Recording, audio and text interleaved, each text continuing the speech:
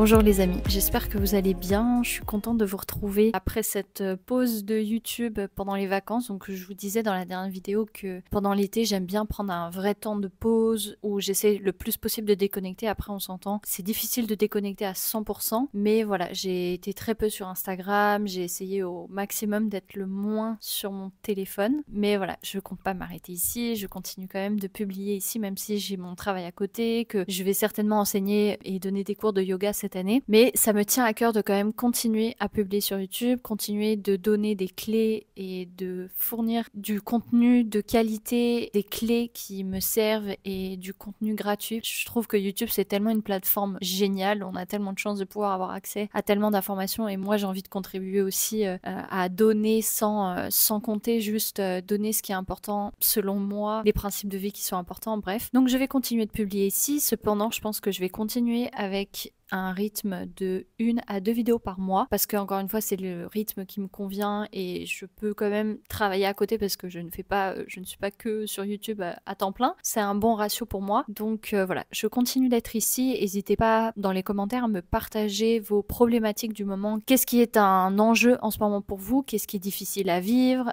De quoi vous auriez besoin? Moi je suis toujours à l'écoute de ça et en fait je fais beaucoup à l'élan du cœur, à ce que je ressens, à ce qu'on me demande aussi, même si parfois j'ai mes idées et je vais au bout de mes idées, mais parfois j'aime aussi me laisser surprendre, être spontanée et vous fournir du contenu qui est brut et sur le moment en fait. De 1, c'est là où je m'éclate parce que j'ai pas de règles, j'ai pas de cadre et moi ça me convient bien. Et en plus de ça, je pense que c'est là où je suis paradoxalement la meilleure, c'est quand je prépare pas trop, c'est quand je suis pas trop dans ma tête et quand je suis plus dans la spontanéité et dans l'ouverture et juste vous partager ce qui selon moi est important. Donc voilà, n'hésitez vraiment pas à me poser vos questions, à me balancer des sujets, de vous partager un peu mes pensées de début d'année parce que je trouve que le début d'année c'est toujours un peu, enfin ça a toujours été une période que j'adore parce que c'est le moment où tu resets, tu recommences, c'est une renaissance et chaque début d'année, pour moi le début d'année c'est septembre, c'est pas janvier, début d'année pour moi c'est septembre, comme une année scolaire. J'aime bien me demander voilà qu'est-ce que je souhaite accomplir cette année. En fait pour moi septembre, fin août, début septembre c'est vraiment une période où j'essaie de planifier et de mettre en mots qu'est-ce qui va être important pour moi pendant l'année. Chaque année j'ai envie d'accomplir de nouvelles choses, j'ai envie de vivre des expériences, j'ai envie de ressentir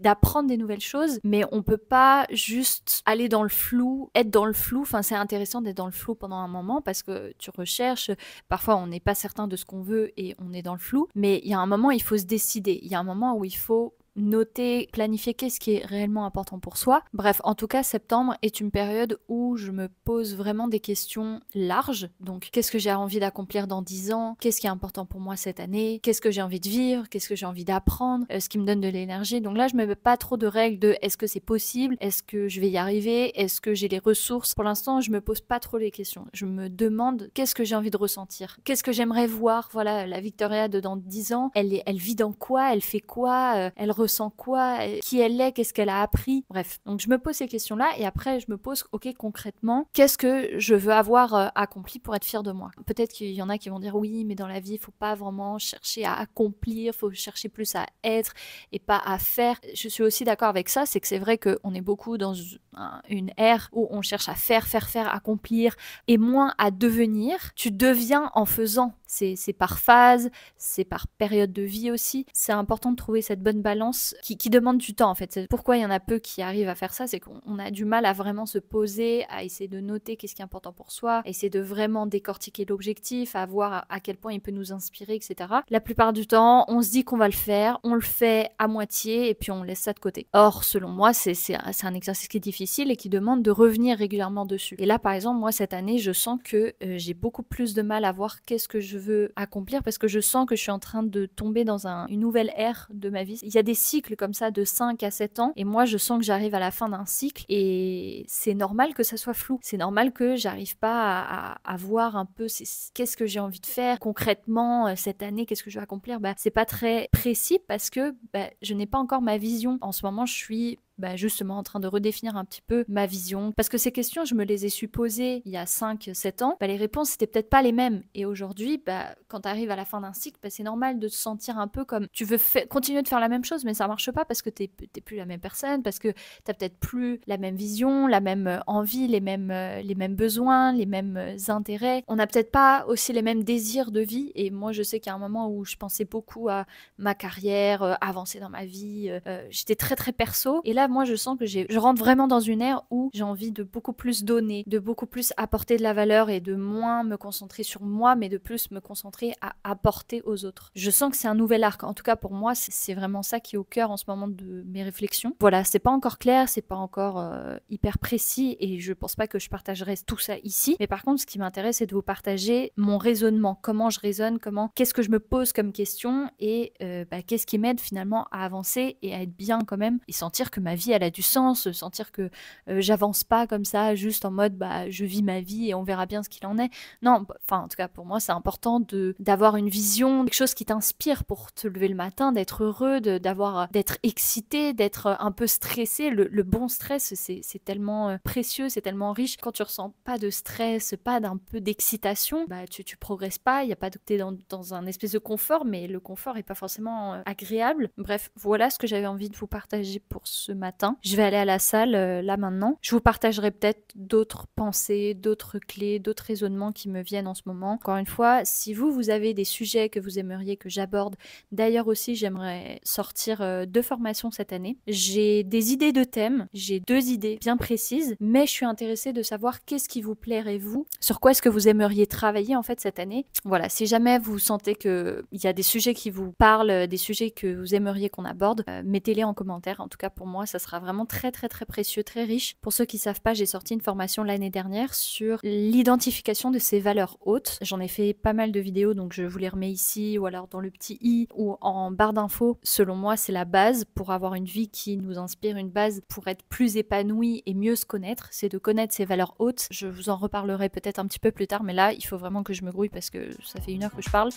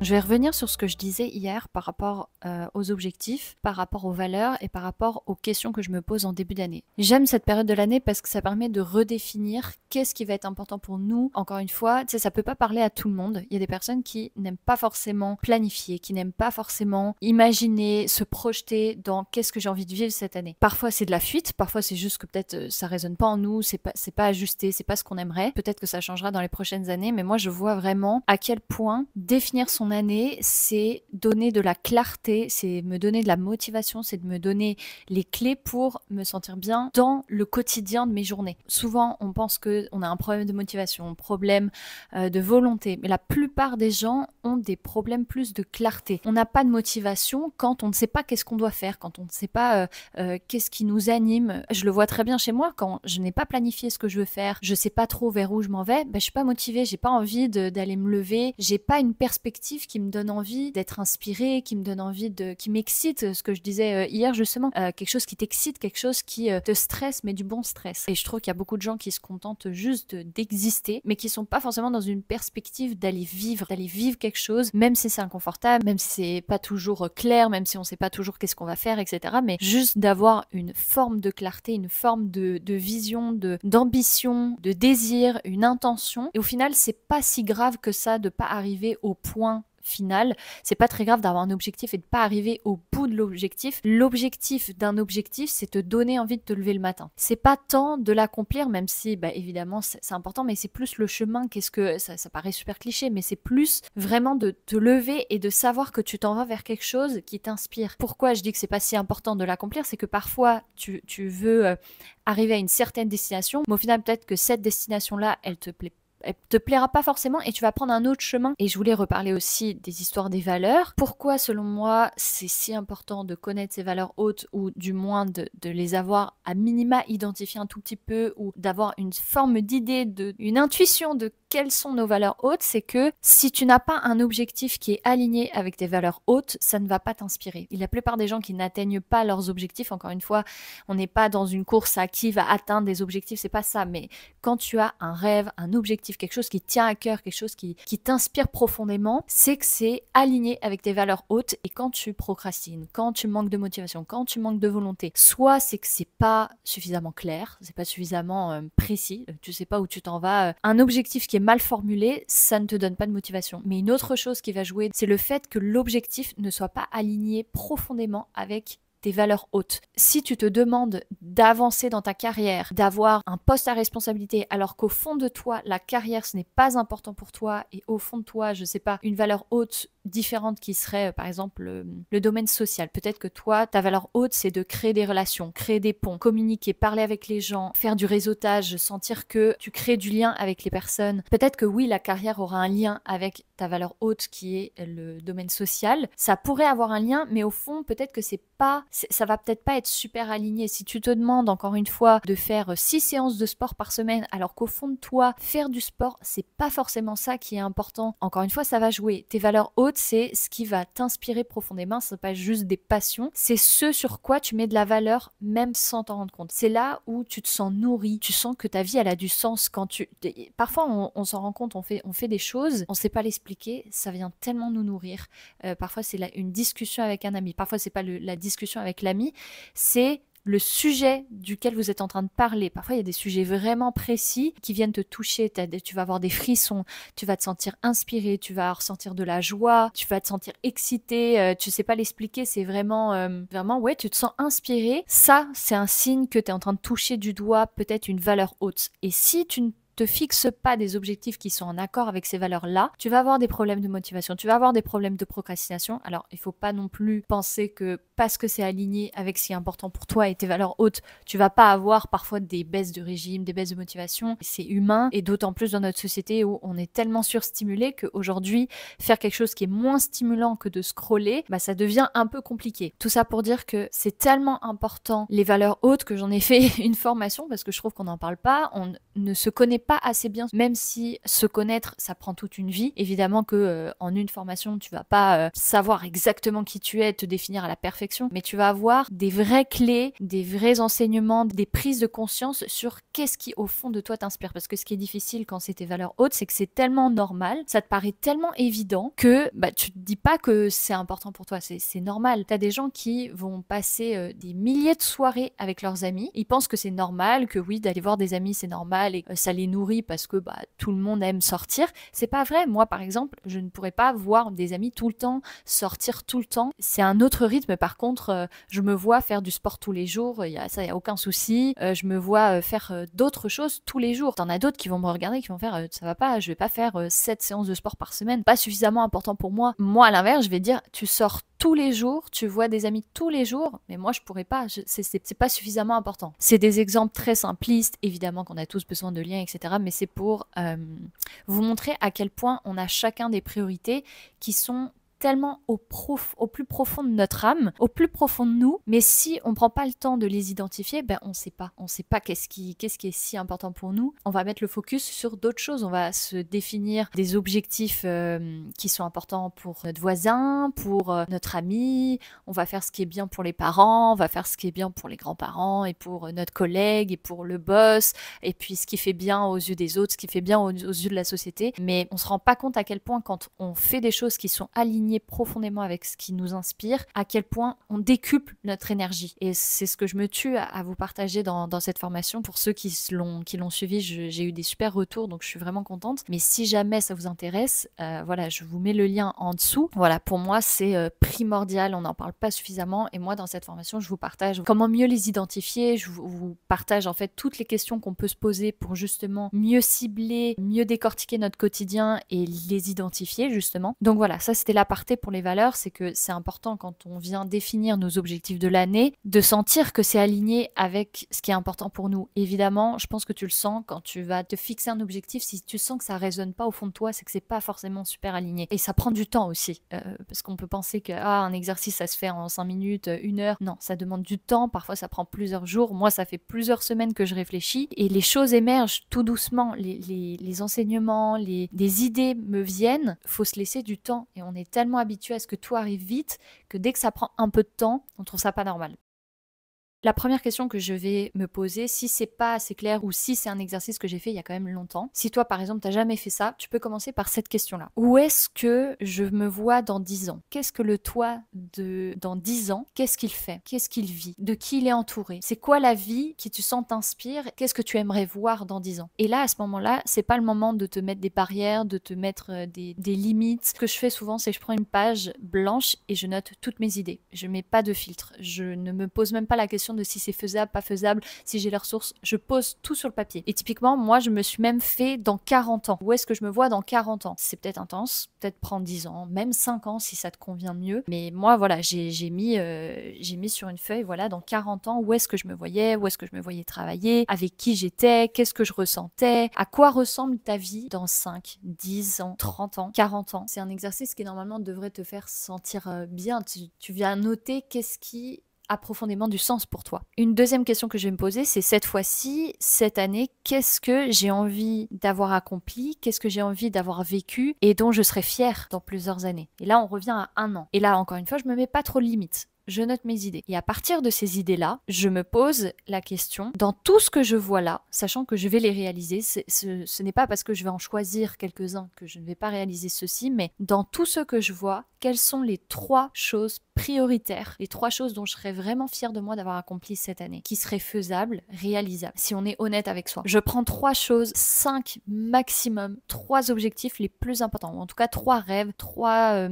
choses qui t'inspirent dans cette liste-là. Et à partir de là, je prends un objectif et je vais la rendre la plus concrète possible, la plus tangible possible. Ce qu'on veut, c'est que ça soit écrit au présent. Je pourrais dire, je publie 12 vidéos cette année, une vidéo par mois, de septembre 2025 à août 2026. Si ton objectif, c'est d'avoir 1000 abonnés sur YouTube, l'objectif n'est pas très précis. Ça implique quoi? D'avoir 1000 abonnés, puis en plus de ça ne dépend pas que de toi, ça dépend de l'algorithme, ça dépend de la qualité de contenu, ça dépend de si le sujet va plaire à d'autres personnes, enfin je veux dire, il y a des milliards de paramètres et il faut qu'au fond de toi ça résonne, ça sonne juste. Parfois un objectif, c'est peut-être le bon objectif, mais tu l'as pas formulé d'une manière qui au fond de toi t'inspire réellement. Parfois il faut l'ajuster jusqu'à ce que tu sentes que ok, ça a été bien. Tu sens que ça résonne, tu sens que ça t'inspire, tu sens que ça peut te donner des frissons, peut-être même des larmes de gratitude. Ça, généralement, tu l'as moins à cette étape parce qu'on est vraiment dans du concret, mais dans les autres étapes, dans qu'est-ce qui m'inspirerait de voir dans 10 ans. Si tu sens que tu as des larmes aux yeux, d'ailleurs, tu peux t'aider de mettre de la musique, te mettre dans une bulle, prendre 1 heure pour toi pour vraiment te déconnecter et être vraiment concentré sur l'exercice, mais a priori, c'est quelque chose qui vient vraiment te nourrir, te donner de l'énergie. Une fois que j'ai noté mon objectif au présent, je viens noter pourquoi c'est si important pour moi. Et là, encore une fois, alors il y a beaucoup de personnes qui vont peut-être s'arrêter à cette étape-là parce que flemme d'aller noter pourquoi c'est important pour soi, mais en fait tant que tu ne mets pas sur papier, tant que tu le fais pas, tu vas pas au bout de l'exercice, mais tu vas pas non plus au bout du ressenti, au bout de tes tripes. Pourquoi c'est si important pour moi que je publie ces 12 vidéos? Pourquoi c'est si important à court terme? Pourquoi c'est si important à moyen terme, à long terme? pour mes enfants, pour ma famille, mon conjoint, pour mon futur copain. Pourquoi cet objectif est si important pour moi? Qu'est-ce que ça vient nourrir? Qu'est-ce que je vais apprendre? Qui je vais devenir en faisant ça? Parce que le but, encore une fois, c'est pas tellement d'accomplir l'objectif, c'est de devenir quelqu'un en accomplissant l'objectif. Peu importe si tu l'accomplis ou non, moi, peu importe si j'accomplis ou pas ces 12 vidéos, je vais essayer de le faire, je vais le faire jusqu'au bout, mais qui je vais devenir en faisant ces 12 vidéos? C'est pas tant à la fin que je vais être heureuse, c'est de me dire, ok, bah, toute l'année, je me suis challengée, je les ai faits, même si j'avais pas envie, ça me montre que je peux avoir de la résilience, ça me montre que je peux avoir de l'endurance, devenir quelqu'un d'inspirant pour mes futurs enfants, je vais développer des compétences, je vais peut-être rencontrer des nouvelles personnes en faisant cet objectif, en allant vers ça. Donc voilà, moi je trouve ça important de noter environ 10 à 20 choses minimum de pourquoi c'est important pour toi. Pourquoi c'est si important pour toi d'atteindre ce truc-là, pourquoi ça va te rendre aussi fier de toi. Une autre question que je vais me poser, c'est à quoi je vais devoir dire non? Qu'est-ce que ça va impliquer de devoir faire ces 12 vidéos par exemple? Ça va me demander parfois de devoir dire non à des sorties. Peut-être qu'il y aura des fois où je vais être fatiguée, je vais devoir mieux gérer mon énergie, me coucher plus tôt, me lever tôt, mieux gérer mon emploi du temps. Enfin, ça va impliquer des choses. Si je suis pas prête à vivre les inconvénients de cet objectif, c'est que cet objectif, il est pas si important pour toi, c'est que il est pas forcément aligné. Parce que c'est facile quand tu te fixes un nouvel objectif, quand tu es dans ta phase de fantasme, de te dire ah mais j'ai tellement envie de créer ça, j'ai envie de monter ma boîte, mon business. Mais si on n'a pas en arrière-plan tout ce que ça va impliquer, si tout ce que ça va impliquer ne nous inspire pas, c'est que c'est pas un bon objectif. Et ensuite, je me pose la question de qu'est-ce que j'ai déjà accompli sous une autre forme en lien avec cet objectif. Si par exemple tu te fixais l'objectif de publier ne serait-ce qu'une seule vidéo sur YouTube et ça te stresse. Ok, bah qu'est-ce que tu as fait sous une autre forme qui se rapproche de cet objectif? Tu as peut-être déjà fait des visios avec tes parents, tu t'es peut-être déjà mis devant une caméra, tu t'es peut-être déjà filmé pour l'envoyer à tes amis, tu as déjà fait peut-être des présentations en cours, donc tu sais ce que c'est que de parler devant des gens. Donc voilà, d'aller noter qu'est-ce que tu as déjà fait sous une autre forme, ça vient donner de la confiance, ça vient te remettre dans une forme de sécurité intérieure. Moi par exemple, j'ai un objectif à très long terme de pouvoir donner des conférences, d'animer des ateliers. Je peux noter déjà que j'ai fait des vidéos sur YouTube, que j'ai déjà fait plusieurs présentations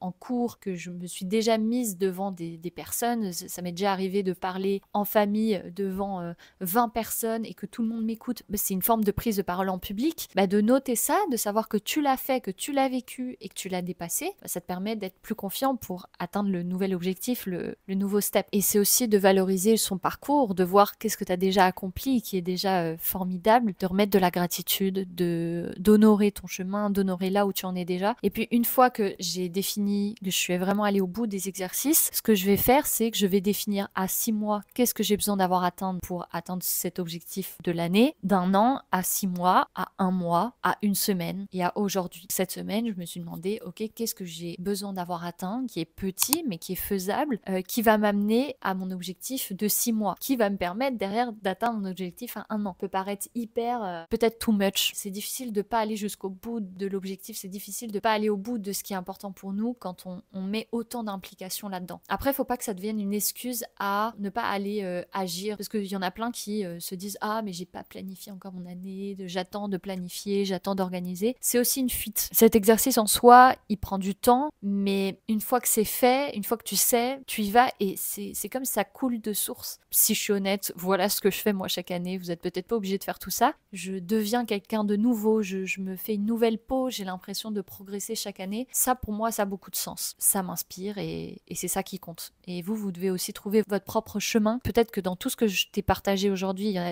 peut-être un truc qui va te parler, une question qu'il fallait que tu te poses pour débloquer quelque chose en toi. Vous prenez ou pas, ici c'est le buffet à volonté comme j'aime bien le répéter. Donc voilà pour cette vidéo, je pense que je vais m'arrêter là, je pense qu'elle va être suffisamment longue. Je vous souhaite une très belle journée, une belle semaine, un beau mois de septembre et on se dit à bientôt dans une prochaine vidéo. Tu peux me suivre aussi sur Instagram et dans ma newsletter, tous les liens sont en barre d'infos. Je te souhaite encore une fois une belle fin de journée et à très vite.